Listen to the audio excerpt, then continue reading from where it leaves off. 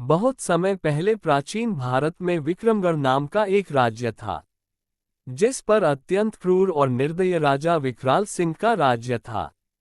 राजा हर दिन एक नई लड़की से विवाह करता और दूसरे ही दिन अपनी उस नव विवाहिता पत्नी को फांसी पर लटका देता। राजा के इन कठोर और क्रूर फैसलों से उसकी सारी प्रजा बहुत दुखी थी। राजा के मंत्री और दरबारी भी उससे बहुत दुखी थे, पर उनकी इतनी मजाल नहीं थी कि वह राजा के सामने अपनी नाराजगी जाहिर कर पाते या उसे समझाने का प्रयास करते। पूरे राज्य में एक अजीब से भय के माहौल के साथ एक सन्नाटा पसरा रहता। राज्य के लोग जानते थे तो बस इतना कि राजा हर दिन एक नई लड़की से शादी करता है और अगली सुबह उसे मौत के घाट उतार देता है। पर वह ऐसा क्यों करता है, इसके पीछे के कारण को कोई नहीं जानता था। राज्य के दक्षिणी छोर पर घने जंगलों के बीच एक बूढ़ा जादूगर अपनी बेटी सुदर्शना के साथ रहता था।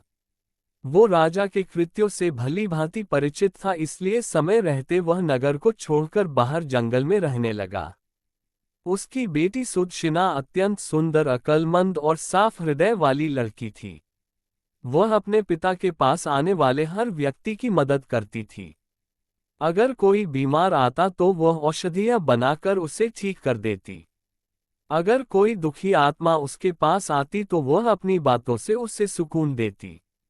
एक दिन जब जादूगर को किसी कार्य से नगर जाना था तो सुदर्शना भी जिद करके उस दिन अपने पिता के साथ चल पड़ी। जब दोनों नगर के प्रवेश द्वार पर पहुंचे तभी नगर से रोते बिलखते राजा को बददुआ देते लोग आज फिर से उसके द्वारा फांसी दी गई एक लड़की के शव को उठाया आ रहे थे। बूढ़े जादूगर ने उनको देखा तो उसको सारा माजरा समझते देर ना लगी। उसने तुरंत अपनी बेटी को वहां से चलने के लिए कहा, पर सुदर्शना ने जब उन रोते बिलखते लोगों को देखा तो उसका हृदय द्रवित हो उठा। वो बोली, नहीं पिताजी, पहले मुझे ये जानना है कि ये लोग क्यों इतने दुखी हैं और क्यों ये राजा को भला बुरा कह रहे हैं। जादूगर के बहुत समझाने पर भी वो वहां से नहीं गई। कुछ लोगों से जब उसने इसका कारण पूछा तो लोगों ने उसे एक बार के लिए अजीब निगाह से देखा और बोले, क्या तुम्हें कुछ नहीं पता? सुदर्शना के मना करने पर उन लोगों ने अपनी पूरी पीड़ा भरी दास्तान उसके सामने कह सुनाई। सारी बात सुन सुदर्शना एकदम सन्न रह गई। कुछ देर बाद वह अपने होश संभाल अपने पिता से बोली, पिताजी, मैं राजा के साथ विवाह करना चाहती हूँ। बेटी के मुख से यह बात सुन जादूगर सख्ते में आ गया और बोला, बेटी, क्या तुम पागल हो गई हो जो ऐसी बात कह रही हो? तुमने अभी सुना ना कि राजा दूसरे ही दिन अपनी पत्नी की हत्या करवा देता है। सुदर्शना बोली, पिताजी, मुझे अच्छे से पता है मैं क्या कह रही हूँ। आप तो बस मुझे राजा के पास जाने की इजाजत दीजिए। अगर मैं अपनी बुद्धि, करुणा और सत्य के बल पर एक निर्दय व्यक्ति को बदल सकती हूँ तो यह मेरे जीवन की सबसे बड़ी उपलब्धि होगी, वरना एक दिन मरना तो सभी को है और किसी की मृत्यु राजा के नहीं बल्कि उस ऊपर वाले के हाथ में है। बहुत कहने सुनने पर ना चाहते हुए भी जादूगर को अपनी बेटी की जिद के आगे झुकना पड़ा। उसने भारी हृदय के साथ अपनी बेटी को राजा के पास जाने की इजाजत दे दी। पिता से आज्ञा मिलने पर सुदर्शना उनको प्रणाम कर एक दृढ़ निश्चय के साथ राजा के महल की ओर चल पड़ी। आखिर क्यों राजा विवाह के एक दिन बाद ही अपनी नव विवाहिता पत्नी को फांसी पर लटका देता था? शुरू से राजा ऐसा क्रूर और निर्दयी नहीं था, वो एक बड़ा ही नेक दिल और प्रजा को चाहने वाला राजा था। जब वह शादी के लायक हुआ तो उसके पिता राजा नंद सेन ने उसका विवाह रूपवती के साथ कर दिया। रूपवती बिल्कुल अपने नाम की ही तरह अति सुंदर स्त्री थी। राजा विकराल सिंह भी उसके रूप का कायल हो गया। वो दिलो जान से अपनी पत्नी को प्यार करने लगा। सब कुछ ठीक चल रहा था, पर फिर एक दिन ऐसा हुआ कि राजा के पैरों नीचे से जमीन खिसक गई। एक दिन राजा कचहरी से सीधा रानीवास की तरफ चला गया। जब वह रानी के कक्ष में पहुंचा तो उसने देखा उसकी पत्नी रूपवती एक गुलाम के साथ इश्क लड़ा रही है। ये देख राजा विकराल सिंह का संसार उजड़ गया। उसने तुरंत अपनी पत्नी और उस गुलाम को जिंदा एक दीवार में चुनवा दिया। रानी रूपवती की मृत्यु उपरांत राजा एक गुमनामी के समुंदर में डूबता चला गया। उसने सबसे मिलना जुलना बंद कर दिया, कचहरी दरबार जाना छोड़ दिया, बस एक अंधेरे कमरे में ही खुद को बंद रखने लगा। राजा जब आंखें बंद करता उसे अपनी पत्नी और गुलाम का वह दृश्य याद आता। समय बीता पर वो दृश्य राजा भूल नहीं पा रहा था। बस वहीं से राजा के अंदर एक राक्षस ने जन्म ले लिया और वह प्रतिशोध की अग्नि में जलने लगा। राजा ने मंजे हुए चित्रकारों को बुलाकर रानी संग गुलाम का वह दृश्य ज्यों का त्यों बनवा लिया और उस तस्वीर को अपने शयन कक्ष में टंगवा दिया। अपनी पत्नी की बेवफाई से राजा इस कदर आहत हुआ कि उसे अब पूरी औरत जात ही बेवफा लगने लगी। उसके दिल में औरतों के प्रति ये नफरत की आग कभी कम न हो, इसलिए उसने उस पल की वह तस्वीर बनवाकर अपने कमरे में लगवा ली। क्रोधाग्नि में अंधे राजा ने फैसला किया कि वह हर दिन एक नई स्त्री से विवाह करेगा और अगले दिन उसको मौत के घाट उतरवा देगा। शुरू में राजा के इस दर्दनाक फैसले को लेकर मंत्रियों ने उसे बहुत समझाया, पर राजा ने किसी की नहीं सुनी। तब से लेकर अब तक राजा निर्दयता और क्रूरता से भरा जीवन जी रहा था। इधर जादूगर की लड़की सुदर्शना भी राजा के महल पहुंच गई। उसने महल के पहरेदार से कहा कि उसे राजा से मिलना है, वो उनकी पत्नी बनना चाहती है। ये सुन पहरेदार ने उसे अजीब निगाह से घूरा और चुपचाप उसका संदेश राजा तक पहुंचा दिया। राजा भी चक्कर में पड़ गया कि ऐसी कौन पागल लड़की है जो खुद मृत्यु को गले लगाना चाहती है। उसने सेवकों को उसे तुरंत उसके पास लाने का आदेश दिया। सिपाहियों के साथ आती सुदक्षिणा को राजा ने देखा तो वह उसे देखता ही रह गया। उसने आज तक इतनी मासूम और सुंदर स्त्री नहीं देखी थी। उसको देख राजा के चेहरे पर खुशी की मुस्कान आ गई, पर जल्दी ही वह फिर से मायूस हो गया। राजा ने सुदर्शना से पूछा, लड़की क्या सोचकर तुम यहाँ आए हो? क्या तुम्हें पता नहीं कि मुझसे शादी करने का मतलब मौत को गले लगाना है?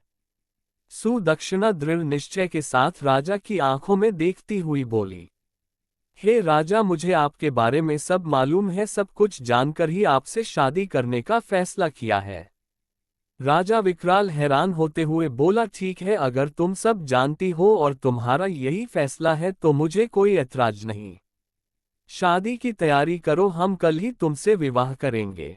राजा और जादूगर की लड़की का विवाह हो जाता है। जादूगर की लड़की सुदर्शना एक रानी और राजा की पत्नी बन जाती है। रात में सुदर्शना 16 श्रृंगार कर सुहाग सेज पर बैठकर राजा का इंतजार करती है। जब राजा विकराल सिंह अपने कमरे में आया और दुल्हन के रूप में सजी हुई जादूगर की लड़की को देखा तो वह उसकी खूबसूरती का कायल हो जाता है। पर तभी उसका ध्यान दीवार पर लगी उसकी पत्नी की तस्वीर की तरफ चला गया। उसको देखते ही राजा गुस्से में तमतमा गया। उसकी सभी यादें ताज़ा हो गई। राजा को औरतों की बेवफाई याद आ जाती है, पर राजा के दिल के एक कोने में सुदर्शना के साहस, उसकी सादगी और रूप को देखते हुए उसके लिए एक अलग ही जगह या कहे इज्जत बन गई थी। राजा ने गुस्से से सुदर्शना से कहा, तुमने ये बेवकूफ़ी वाली हरकत क्यों की, यह जानते हुए भी कि कल सुबह तुम्हें हम कत्ल करवा देंगे। नव विवाहिता रानी बड़े ही शिष्टाचार और आदर के साथ बोली, मेरे स्वामी, यह फैसला तो उस ऊपर वाले ने किया है और उसका फैसला मुझे हर हाल में मंजूर है। राजा बोला, सुबह तुम्हारे साथ क्या होगा ये जानते हुए भी? रानी सुदर्शना बोली, महाराज, मैं अच्छी तरह जानती हूँ कि सुबह होते ही आप मुझे मरवा देंगे, लेकिन उससे पहले मेरे पास आज की पूरी रात है और मोहब्बत की खुशी को लंबाई से नहीं नापा जाता बल्कि उसकी गहराई देखी जाती है। राजा बोला, तुम्हारी इन दिल फरेब बातों का मेरे ऊपर कोई असर नहीं पड़ने वाला। रानी सुदक्षिणा बड़े स्नेह और मर्यादा के साथ बोली, हे स्वामी, मैं एक रात के लिए ही सही पर आपकी पत्नी तो हूँ, इस नाते इस रात पर मेरा पूरा हक है। सुबह जो आपको करना है आप कर लीजिए महाराज, पर अभी के लिए अपने इस गुस्से को त्याग दीजिए और थोड़े शांत हो जाएं। रानी सुदक्षिणा की बात सुन राजा का क्रोध ठंडा पड़ जाता है और वह आराम से कमरे में रखी एक कुर्सी पर बैठ जाता है। रानी सुदक्षिणा बोली, महाराज, आज की रात आपका दिल बहलाने के लिए मैं आपको क्या सुनाऊं? कोई किस्सा सुनाऊं, कोई शेर और शायरी सुनाऊं या फिर कोई गाना सुनाऊं? राजा बोला, तुम मेरी एक रात की पत्नी हो और इस रात पर तुम्हारा पूरा हक है, चलो तुम कोई किस्सा सुना दो। रानी बड़े अदब से राजा जी को एक किस्सा सुनाना शुरू कर देती है। एक व्यापारी था, उसकी बीवी, एक जवान बेटी और दो छोटे बेटे थे। बेटी जवान होने के कारण व्यापारी को दिन रात उसके विवाह की चिंता खाई जाती। वह पैसे जोड़कर धूमधाम से अपनी बेटी का विवाह करना चाहता था। एक बार उसे व्यापार के लिए परदेश जाना था। सफर लंबा था। वह अपने घर वालों से कुछ दिन में आने को कह चला जाता है। जाते हुए उसकी बेटी उसे खजूर देती है और कहती है, बाबा सफर लंबा है, भूख लगे तो रास्ते में खा लेना। बेटी के दिए खजूर को लेकर व्यापारी परदेश के लिए निकल पड़ता है। लंबा रास्ता और तेज धूप के कारण वह चलते चलते थक जाता है। तभी उसे रास्ते में एक कुआं नजर आता है। सोचा, क्यों ना थोड़ी देर यहीं सुस्ता लूं, आराम से बैठकर खजूर खा लूंगा और शीतल जल ग्रहण कर लूंगा, फिर आराम से परदेश के लिए निकलूंगा। इसी सोच के साथ वह कुएं के किनारे बैठकर आराम से खजूर खाने लग जाता है। खजूर खाते खाते उसके हाथ से एक खजूर कुएं में गिर जाता है। खजूर जैसे ही पानी में गिरता है, कुएं का बिल्कुल साफ और निर्मल पानी एकदम से खून में बदल जाता है और तभी कुएं के अंदर से गुस्से से भरा एक दैत्य निकल कर आता है। राक्षस की आंखें लाल थी और उसके हाथों में धार धार तलवार थी। ये सब देख व्यापारी की सिट्टी पिट्टी गुम हो जाती है। मारे भय के वह थर थर कांपने लगता है। दैत्य गुस्से से उस व्यापारी से कहता है, मैं तुम्हें छोड़ूंगा नहीं, अपनी तलवार से तुम्हारे टुकड़े टुकड़े कर दूंगा। व्यापारी पहले ही डरा हुआ था। ये बात सुन वो भय से कांपने लग जाता है और कहता है, हे दैत्य, मैंने तुम्हारा क्या बिगाड़ा है? तुम मुझे क्यों मारना चाहते हो? दैत्य बोला, ए आदम जात, तुमने जो खजूर कुएं में फेंका वो मेरे मासूम बच्चे की हलक में जाकर फंस गया, जिससे उसकी मृत्यु हो गई। व्यापारी बोला, माफ करें दैत्य राज, मुझे आपका बेटा कहीं नजर नहीं आया और वह खजूर मुझसे गलती से कुएं में गिर गया। दानव गुस्से से बोला, हम राक्षस तुम आदमियों को नजर नहीं आते। तुम्हें खजूर खाते हुए एहतियात बरतनी चाहिए थी। अब तुम्हारी मृत्यु निश्चित है। नादानी में हो या जानबूझकर, गुनाह तो गुनाह होता है। अब मैं तुम्हारे टुकड़े कर अपने बेटे की मृत्यु का बदला लूंगा। खून के बदले खून, यही इंसाफ है। आखिर व्यापारी बेचारा मजबूर होकर बोला, हे राक्षस राज, अगर मुझे मारने से तेरा बदला पूरा हो जाएगा तो मुझे मंजूर है, पर मेरी शर्त है। राक्षस बोला, कैसी शर्त? व्यापारी भारी हृदय के साथ बोला, मेरे ऊपर अभी बहुत सी जिम्मेदारियां हैं। मैंने लोगों से कर्ज ले रखा है, वह कर्ज अदा करना है और अपनी जवान बेटी की शादी करनी है। एक बार यह जिम्मेदारियां पूरी कर दूं, उसके बाद मैं खुद तुम्हारे पास आ जाऊंगा, फिर तुम बेशक अपना बदला पूरा कर लेना। ये सुन राक्षस सोच में पड़ जाता है। इतनी कहानी कहते कहते सवेरा हो जाता है और रानी किस्सा सुनाना बंद कर देती है। राजा बोला, तुम चुप क्यों हो गई? मुझे बताओ कि राक्षस ने व्यापारी को मार दिया या फिर उसे उसके कहे अनुसार कुछ समय की मोहलत दे दी? रानी बोली, महाराज रात खत्म तो बात खत्म, अब सुबह हो चुकी है और मेरे मरने का वक्त आ गया है। राजा बोला, लेकिन मुझे कम से कम इतना तो बता दो कि राक्षस ने उसे मारा या छोड़ दिया। रानी बोली, हे राजा, कहानी बहुत लंबी है, पूरी बताने के लिए वक्त की जरूरत है और अब वक्त खत्म हो चुका है। ये सुन राजा सोच में पड़ जाता है। कुछ सोचकर राजा जब अपनी नवविवाहिता रानी से कहता है, तुम चिंता मत करो, हम वक्त को रोक देंगे। हम तुम्हें एक दिन की जिंदगी और प्रदान करते हैं। अब तुम किस्सा सुनाओ। तब रानी बोली, नहीं मेरे सरताज, किस्से तो रातों को सुनाए जाते हैं। सुबह का वक्त हो चला है, आप अपने राजसी कार्य कीजिए। आगे का किस्सा तो मैं रात को ही सुनाऊंगा।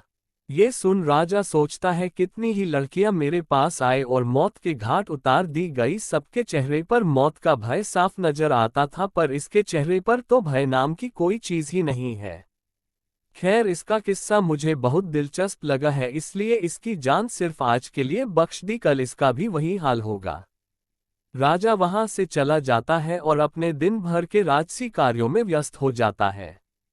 इधर रानी हाथ जोड़ उस ऊपर वाले से प्रार्थना करती है, हे मालिक, हे परमेश्वर, मेरे पति को सद्बुद्धि देना, उसके इन पाप कृत्य को क्षमा करना और उसे सही रास्ता दिखाना प्रभु। शाम का वक्त हो जाता है। राजा बेसब्री के साथ कमरे में आता है और कहता है, रानी अब जल्दी से किस्सा सुनाना शुरू कीजिए। राजा की बेसब्री देख रानी कहती है, थोड़ा सब्र रखो महाराज, मैं आपके लिए खाना लगा देती हूँ, पहले भोजन ग्रहण कर लीजिए, फिर मैं आगे का किस्सा सुनाना प्रारंभ कर दूंगी। और राजा को खाना परोस देती है। राजा बोला, ये तो नौकरों के काम है, तुम ये क्यों कर रही हो? रानी बड़े प्यार से बोली, नहीं मेरे स्वामी, यह एक पत्नी का कर्तव्य होता है कि वह अपने पति का ख्याल रखे। राजा बोला, तुम्हें कौन सा मेरे साथ पूरा जीवन व्यतीत करना है, और वैसे भी आज की रात के बाद तो ये काम नौकरों ने ही करने हैं। रानी बोली, हे स्वामी, आज की रात ही सही, पर आपकी सेवा करने का मौका तो मिला, मरते समय सुकून से मर सकूंगी, जितना भी समय मिला अपने पति की सेवा तो की। ये सुनकर राजा के दिल को बहुत सुकून मिला, लेकिन तभी उसको अपनी बीवी की बेवफाई याद आ गई। राजा गुस्से से बोला, ये फालतू की बातें मुझसे ना करो और जल्दी से किस्सा सुनाना शुरू करो। राजा की बात सुन रानी किस्सा सुनाना शुरू कर देती है। व्यापारी की बात सुन थोड़ी देर विचार कर दैत्य बोला, अगर मैं तुम्हें कुछ समय की मोहलत दे दूं तो क्या गारंटी है कि तुम वापस आओगे?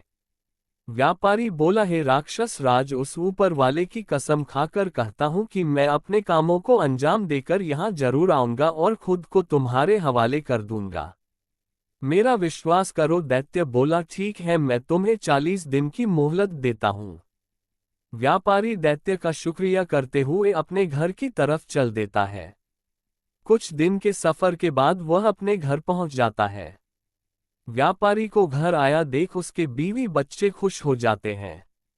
उसकी पत्नी कहती है, स्वामी आप थक गए होंगे, हाथ मुंह धो ले, मैं अभी आपके लिए खाना लगाती हूँ। इस बार पता नहीं क्यों मेरा दिल बहुत घबरा रहा था, शुक्र है उस ऊपर वाले का आप सही सलामत घर आ गए। बीवी के मुख से यह बातें सुन अंदर ही अंदर व्यापारी का हृदय पीड़ा से तड़प उठा। सोचा, जब हमेशा के लिए जाऊंगा तो मेरे बीवी बच्चों का क्या होगा? व्यापारी ने कागज के अंदर अपनी जिंदगी के बचे हुए दिन लिखे होते हैं। धीरे धीरे समय निकलता जा रहा था और व्यापारी के जिंदगी के दिन भी। उसने अपनी बेटी के लिए योग्य रिश्ता देख उसकी शादी कर उसे विदा कर दिया। खुशी के साथ साथ व्यापारी अंदर से दुखी भी था, क्योंकि आज उसकी अंतिम रात थी। कल का दिन तुम्हारा आखिरी दिन है, कल वो दैत्य तुम्हारे टुकड़े टुकड़े कर देगा। व्यापारी बिस्तर में पड़ा पड़ा यही सब सोच रहा था। नींद उसकी आंखों से कोसों दूर थी, उसे रह रहकर यह बात खाई जा रही थी कि उसके मरने के बाद उसकी बीवी और बच्चों का क्या होगा। दुखी हृदय के साथ व्यापारी उठकर बैठ जाता है और सिसक सिसक कर रोने लगता है। उसके रोने की आवाज सुन उसकी पत्नी भी उठ जाती है। व्यापारी को ऐसे रोता देख वो घबरा कर उससे पूछती है, क्या हुआ स्वामी, आप रो क्यों रहे हो?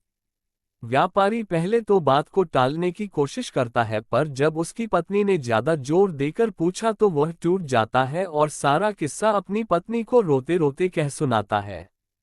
सारी बात सुन व्यापारी की पत्नी का कलेजा मुंह को आ जाता है। वो तड़प उठती है और कहती है, स्वामी आपकी जगह पर मैं उस दैत्य के पास जाऊंगी। मुझे चाहे कुछ भी हो जाए, चाहे वह दैत्य बेशक मेरी जान ही ले ले, पर मैं आपको कुछ भी नहीं होने दूंगी। राजा किस्से के बीच में ही बोल पड़ता है, वाह क्या औरत है, ऐसी औरत भी दुनिया में होती है। ऐसी नेक और वफादार बीवी की दहलीज पर तो फरिश्ते भी अपना सिर झुकाए। रानी बोली, बिल्कुल ठीक कहा महाराज, कुछ बदक औरतें होती हैं जिनकी वजह से सभी औरतों पर उंगली उठाई जाती है और सबको एक जैसा समझा जाता है। ये सुनकर राजा सोच में पड़ जाता है। रानी आगे का किस्सा सुनाना शुरू कर देती है। व्यापारी अपनी पत्नी को समझाता है और कहता है, ऐसी बात मत करो प्रिय, मेरे होते हुए अगर तुम्हें कुछ हो जाए तो धिक्कार है मेरे ऊपर। तुमने ये कह भी कैसे दिया कि तुम मेरी जगह उस राक्षस के पास चली जाओगी? गलती तो मुझसे हुई है और इस गलती की सजा तो मुझे ही भोगनी पड़ेगी। तुम मेरे बच्चों का ख्याल रखना, उन्हें मेरी कमी कभी महसूस मत होने देना। व्यापारी अपनी पत्नी को खूब समझाता है। ऐसे ही बातों बातों में रात निकल जाती है और सुबह हो जाती है। व्यापारी भारी हृदय के साथ अपने छोटे बच्चों और बीवी को गले लगाकर उनसे विदाई ले सफर के लिए चल पड़ता है। लंबा रास्ता तय कर वो उसी जगह पहुंच जाता है जहां उसे वह दैत्य मिला था। व्यापारी दैत्य को आवाज देता है, हे राक्षस राज, मैं तुम्हारे पास आ गया हूं। मेरे 40 दिन पूरे हो गए हैं, आओ और मेरी जान लेकर अपना बदला पूरा कर लो। व्यापारी की बात सुन दैत्य बाहर आता है और व्यापारी को कहता है, तुम बहुत बहादुर हो जो इस तरह खुद मेरे पास मौत के मुंह में आ गए। लेकिन ए आदम जात, मैं तुम्हें मारूंगा नहीं, क्योंकि मैं तुम्हें माफ कर चुका हूं। दैत्य आगे कहता है, जब तुमने मुझसे समय मांगा था तब मुझे तुम्हारे ऊपर यकीन नहीं था, इसलिए उसी दिन से मैं तुम्हारा पीछा कर रहा था। तुमने जो कुछ कहा था वो बिल्कुल सत्य था। अब जाओ और अपने बीवी बच्चों को संभालो। तुम्हारे बिना उनका रो रो कर बुरा हाल है। दैत्य के मुख से यह बातें सुन व्यापारी की खुशी का ठिकाना नहीं रहा। उसने उस दैत्य का हाथ जोड़ शुक्रिया किया। किस्सा जब समाप्त हुआ तब तक राजा पूरी तरह भावुक हो चुका था। वो अब रानी की तरफ प्यार भरी नजरों से देख रहा था। रानी बोली, हे महाराज, सभी औरतें बिल्कुल भी एक जैसी नहीं होती है, और जब तक आप उस तस्वीर को अपने कमरे से नहीं हटा दोगे तब तक आपकी पीड़ा कभी कम नहीं होगी और आप हर औरत को बदक ही समझेंगे। इतना सुन राजा अपनी बेवफा पत्नी की वह तस्वीर फाड़कर उसे नष्ट कर देता है और रानी के हाथों को अपने हाथ में लेकर कहता है, हे रानी, आज तुमने मेरा हृदय परिवर्तित कर दिया। मुझ पापी से पता नहीं कितने पाप हुए हैं। हे रानी, तुम धन्य हो, आज तुमने मेरी आंखें खोल दी। रानी बोली, हे महाराज, आप मुझे मारना चाहे तो बेशक मार दे, लेकिन मेरी एक शर्त है कि आप मुझे सिपाहियों के हाथों से नहीं बल्कि खुद अपने हाथों से मारे। मुझे ये बिल्कुल भी गवारा नहीं कि मुझे कोई सिपाही हाथ लगाए। आपके हाथों से मरूंगी तो मेरी रूह को सुकून मिलेगा। राजा बोला, नहीं मेरी रानी, मैं तुम्हें कुछ नहीं करूंगा। मेरा खोखला भ्रम तोड़कर एक जिल्लत भरी जिंदगी से बाहर निकालने वाली देवी हो तुम। हे मेरी प्रिय, मैं हमेशा तुम्हें अपनी पलकों पर बिठा कर रखूंगा। जो और जितना पाप मैंने किया है, शायद उसके लिए वो ऊपर वाला मुझे कदा भी माफ ना करे, पर बची हुई जिंदगी में मैं सिर्फ खुशियां बांटना चाहता हूं अपनी प्रजा और तुम्हारे साथ। उधर जब जादूगर को ये बात पता चली कि उसकी बेटी बिल्कुल सही सलामत ही नहीं बल्कि राजा की आंख खोलने वाली उसकी हिती रानी बन गई है और राजा अब एक नेक इंसान बन गया है, तो उसकी भी खुशी का कोई ठिकाना नहीं रहा। राजा विकराल सिंह रानी सुदर्शना के साथ एक हंसी खुशी जीवन व्यतीत करता है। निष्कर्ष, व्यापारी ने अपनी गलती की सजा स्वीकार की, लेकिन उसकी पत्नी और बेटी की निष्ठा और प्रेम ने उसे अंततः एक नई राह दिखाई। राक्षस ने उसकी ईमानदारी और समर्पण को देखकर उसे माफ कर दिया और वह घर लौटने में सफल हुआ। राजा ने रानी की समझदारी और बलिदान को समझा और अपनी पुरानी पीड़ा से मुक्ति पाई। ये कहानी बताती है कि सच्चे प्रेम और नैतिकता की शक्ति से ही जीवन में बदलाव लाया जा सकता है। कहानी में अंत तक बने रहने के लिए आप सबका एक बार फिर से तहे दिल से धन्यवाद। कमेंट करके स्टोरी कैसी लगी अपनी राय जरूर दीजिए, और आपके ध्यान में कोई ऐसी कहानी है जिसे आप एक बेहतरीन वीडियो के रूप में देखना चाहे तो जरूर बताएं।